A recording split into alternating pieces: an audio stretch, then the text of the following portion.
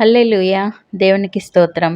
ఈ వాక్యం వింటున్న వారందరికీ యేసుప్రభు వారి నుండి ఆశీర్వాదం, ఆరోగ్యం, ఐశ్వర్యం, సంతోషం, సమాధానం, నిరీక్షణ కలగాలని ప్రార్థిస్తూ, సమస్త మహిమ, ఘనత, స్తోత్రం యేసుప్రభు వారికే చెల్లిస్తూ, ఈరోజు మనం పరిశుద్ధ గ్రంథం నుండి మొదటి రాజుల గ్రంథం 8వ అధ్యాయం 56వ వచనం చదువుకుని ధ్యానించుకుందాం. ఎట్లనగా తాను చేసిన వాగ్దానం అంతటిని బట్టి ఇశ్రాయేలీలకు తన జనులకు నెమ్మది దయచేసిన యెహోవాకు స్తోత్రం కలిగియుండునుగాక. తన దాసుడైన మోషే ద్వారా ఆయన చేసిన శుభ వాగ్దానములలో ఒక్క మాటైనను తప్పిపోయినది కాదు. దేవుడు మనకు ప్రతిరోజు వాగ్దానం దయచేస్తూ మనల్ని బలపరుస్తూ ఉంటారు.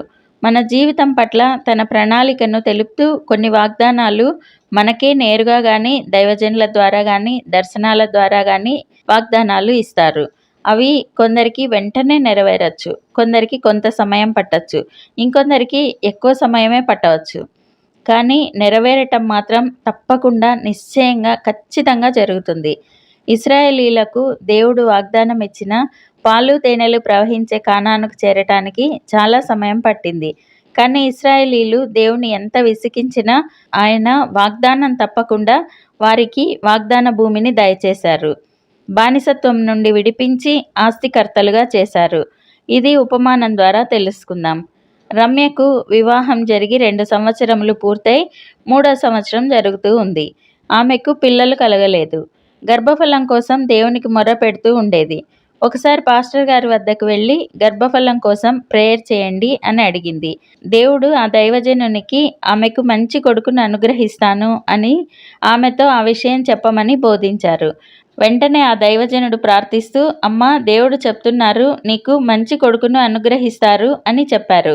ఆమె ఎంతో సంతోషంతో దేవుని స్తుతిస్తూ ఇంటికి వెళ్ళింది. ఆ రోజు నుండి రమ్య గర్భఫలం కోసం ఆశతో ఎదురు చూడసాగింది. ప్రతి వారం తప్పకుండా మందిరానికి వచ్చి దైవజనునికి కనిపించి వెళ్ళేది.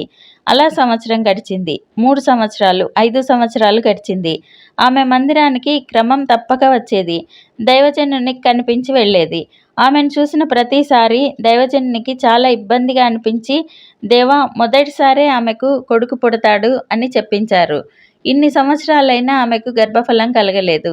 ఆమెను ఫేస్ చేయాలంటే నాకు చాలా ఇబ్బందిగా ఉంది. ఆమెకు గర్భఫలం దయచేయి నాయనా, వాగ్దానం నెరవేర్చు తండ్రి అంటూ ఆయన ప్రార్థించేవారు. ఇంకా కొన్నిసార్లు ఈమె మన మందిరానికి కాకుండా వేరే మందిరానికి వెళ్ళవచ్చు కదా, ఈమె రాకపోతే బావుండు అని అనుకునేవారు.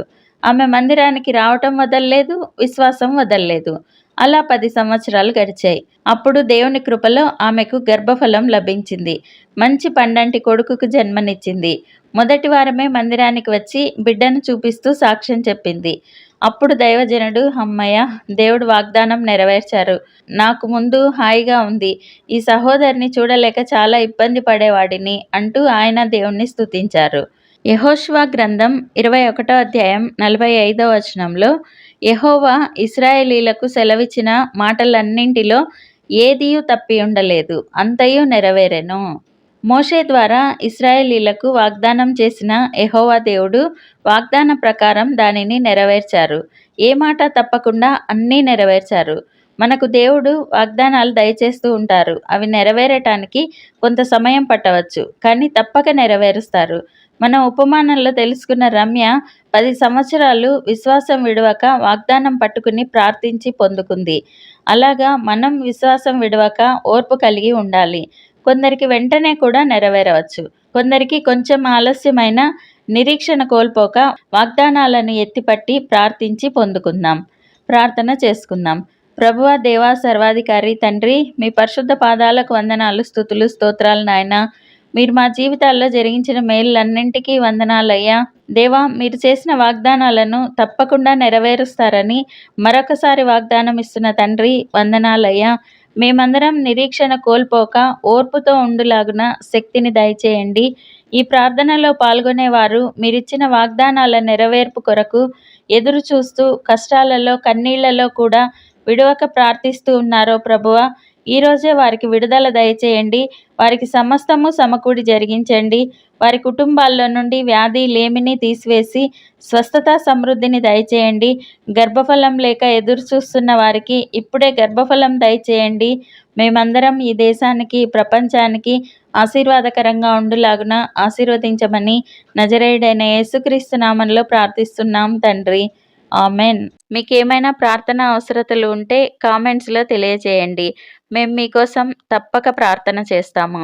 దేవుడు మనకందరికీ సహాయం చేస్తారు. దేనికి కృంగిపోకండి, దిగులు పడకండి, నిరీక్షణ కోల్పోకండి, నిరీక్షణ కలిగి ఉండండి.